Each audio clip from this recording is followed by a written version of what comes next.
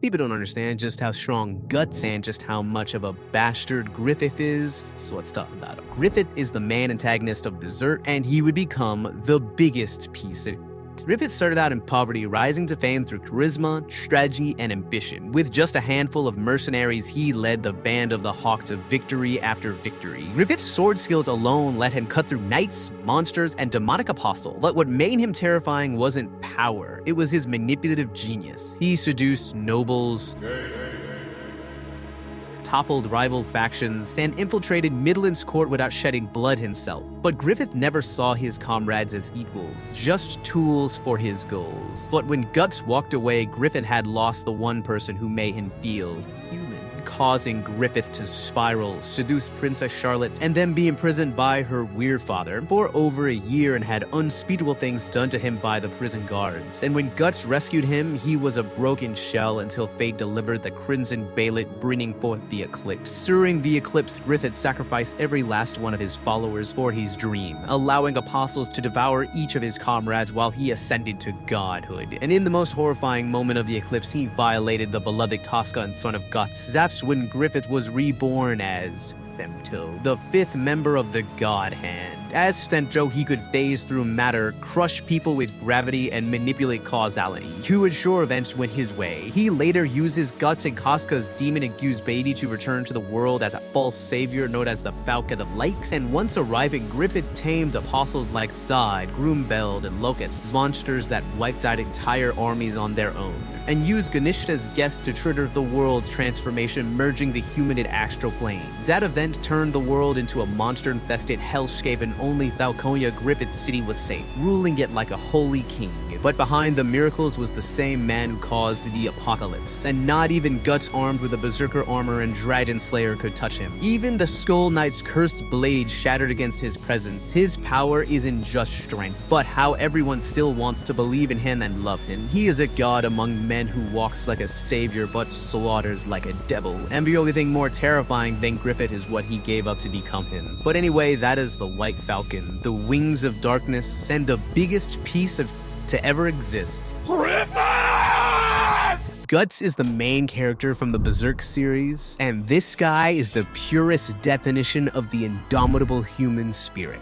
Guts was... Okay, so usually when I do these videos, I explain a little about each character's backstory to give some context on how strong they become. But Guts' backstory is so ridiculously dark that if I were to explain just a fraction of it in depth, this video would get completely obliterated. So to keep a long story short and to save this video, Guts' life? It sucks. Becoming a mercenary at just 6 years old, Guts has only known one thing throughout his entire life: war. Guts has been through so many battles that despite the series being called Berserk, Guts has a brilliant tactical mind, winning him battle after battle. Also, due to him being a warrior for so long, Guts is extremely used to wielding the biggest and heaviest sword that he can get his hands on. This has given Guts damn near superhuman strength. He is without a doubt physically the strongest human in the entire series, able to knock down pretty much anyone he comes across. He can bend steel just by kicking it, and he's strong enough to fight off against any and all demons he comes across, which most of them are strong enough to take down entire armies or towns single-handedly. But something I don't see enough people talk about is his jaw. His jaw is strong enough to grab Griffith's sword and knock him off balance with it, and he's also able to wield his own gigantic sword with it as well. Speaking of which, the most obvious feat of strength he has is him carrying around his massive sword known as Dragon Slayer, which,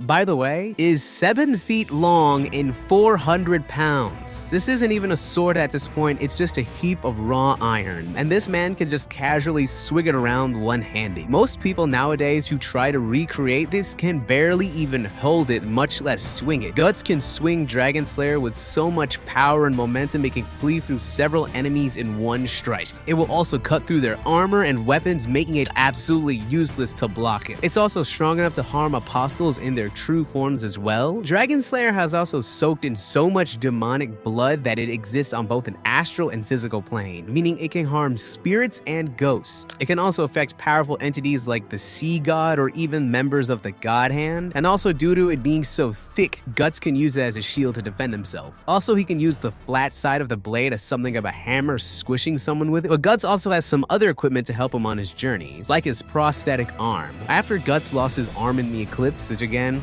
gut backstory, he was given this replacement. It has small magnets that allow Guts to hold and stabilize Dragon Slayer a little bit better, but Guts can also use this arm to shatter swords or just cancel someone's life subscription just by punching. It also has a built-in powerful single-shot cannon that can be activated by simply pulling a cord with his teeth, and if he's out of cannonballs, he can attach a repeater crossbow onto it. Guts also has several throwing knives. Mini bomb was the most dangerous and powerful tool that he has is something known as the Berserker armor. Forged by dwarves and imbued with an ominous OD that aligns with its wearer, the Berserker armor, once it's activated, will shut off any and all pain and limitations within the brain, drastically increasing the wielder's strength and speed while also letting Guts use his prosthetic fingers like his regular one. But this much power comes at a cost. The user will exert so much force that it will actually break and shatter their own bones and tear their own bodies apart in the process. However, if the body is damaged, the armor will pierce it with small spikes, and this will put whatever bones that are broken back into place and just hold them still. The armor will also force the user into a blinding rage, unable to discern friend from foe, attacking everyone, until every last bone has been shattered and every last drop of blood that has been spilled. And due to all of this, Guts has done a lot over the years. At a young age, he defeated Bezuzo, the 33-man and Bear Slayer. He even topped his record and slayed 100 men in just a single night. Guts has also defeated multiple powerful apostles. He's survived things like getting his body pierced and being set on fire. He's also survived getting run over by Rosine, who was moving faster than the speed of sound, survived 1,000 God Fists and multiple different attacks that would have slayed any regular person, and survived the betrayal of his best friend Griffith, who later unleashed the Eclipse. There, Guts and the entirety of the Band of the Hawk were marked with a brand of sacrifice, a curse that will draw demons and other horrific creatures to them. And there at the Eclipse, the entirety of the Band of the Hawk were slaughtered except for Guts and Casca. He's also fought a massive sea god and defeated it from the inside. He's also battled Nosferatu Zod, one of the most powerful apostles, and kept up with him at an untrackable speed. And later, they teamed up to defeat a gigantic supercharged apostle known as Emperor Ganashka. And Guts has done all of this with no bailets, not selling his soul, just pure, indomitable human spirit mixed in with some berserking rage and an unbreakable love.